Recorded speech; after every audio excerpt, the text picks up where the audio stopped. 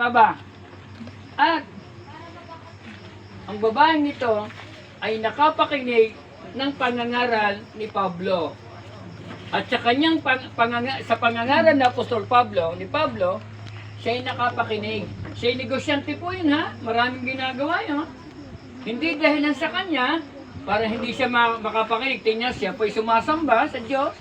Pero kahit siya ay sumasamba, pero wala siyang pagkaunawa. Para maunawaan niya ang lahat ng ere, ay dahil meron siyang napakinggan. Tama ba? Dahil sa kanyang pakikinggan, nagkaroon ng pagkaunawa siya, nabuksan ang kanyang isipan. At nang mabuksan ang kanyang isipan, naunawaan niya at naging maliwanag sa kanya, ano ang sumunod na ginawa niya na hakbang? Siya ay nagpaano? Nagpabautismo. Tama ba? Hindi lang si Lydia ang nagpabautismo, pati sino? Ang kanyang? Oo, isipan ninyo.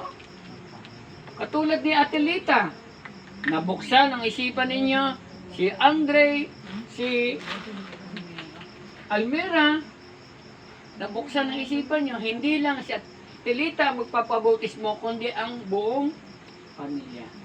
At si Lydia, hindi lang siya nagpabautismo, kundi yung buong pamilya. Paano? Dahil kasi naunawaan nila sa pamamagitan ng pangangaral. At sa kanilang sa pangangaral na Apostol Pablo, at nakapakinig sila doon, nabuksan ang kanilang mga isipan. Tama? At sila ay nagpabautismo. Tingnan nyo, nung mabautismuhan, hindi doon natapos ang lahat. Nung mabautismo si Lydia, pati ang buong pamilya niya, ang sabi niya, pinakiusapan niya si Pablo na inimbitahan niya sa kanila.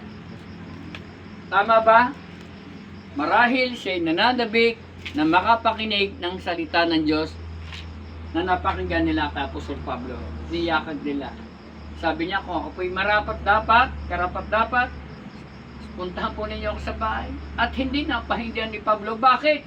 Kaya hindi niya napahindihan dahil ang mga taong ito'y nananabik na makapakinig, na uuhaw sila sa panangaral ng salita ng Diyos.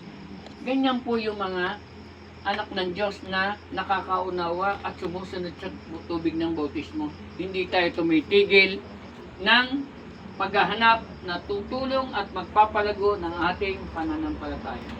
At si Lydia ay naniniwala ako na si Lydia ay patuloy na lumago sa pagkakakilala sa Diyos. Sila po'y nanabik. Sila po'y naghanap ng tutugon sa kanilang pangangailangan pagkatapos na magbautismohan. Kayo rin, lahat ng narito, si Emiel, si Andre, si Tyrone, si Julia, si Atilita, si Almira, hindi lang doon natatapos. After na kayo mabautismohan, kayo ay patuloy na maghahanap. Patuloy kayong mananabik na makapakinig ng pangangaral na katulad dito. Tama ba? Para lalo niyong maintindihan, lalo niyong maunawaan, at lalo kayong lumago sa pagkakakilala sa ating Panginoong Jesus. Okay? So, naintindihan na po natin. Ngayon, sino yung nakagawa na ng di ba nabigyan ko ng assignment? Susulat ninyo kung ano kayo dati nung hindi nyo pa nakikilala si Jesus Christ. Parang alam ko yung nadinig ko si Julia meron na. Ikaw? Oh. Ba't tinuturo ha? Papapakampay. Ayun. Ikaw meron na din. Si Atilita meron na rin. Okay? Oh. Tuloy na tayo sa susunod na Huwebes. Oh. Tuloy na tayo ha. Pilita. Okay? Tuloy ito lang naman ang...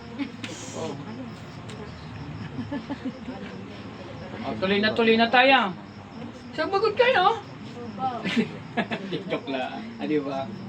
Ibig sabihin, kaya ko yung kayo tinuturuan para kayo ay lalong. O, tutuloy na natin sa Huwebes Atilita. Hello, Tilita. Tutuloy na natin.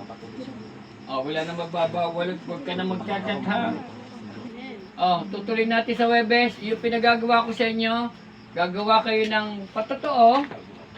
Okay? Kung ano kayo dati noon, nung hindi nyo pa nakikilala si Kristo, katapos, nung makilala nyo si Kristo, anong pagbabago ang ginawa ni Kristo sa inyo nung makilala nyo siya?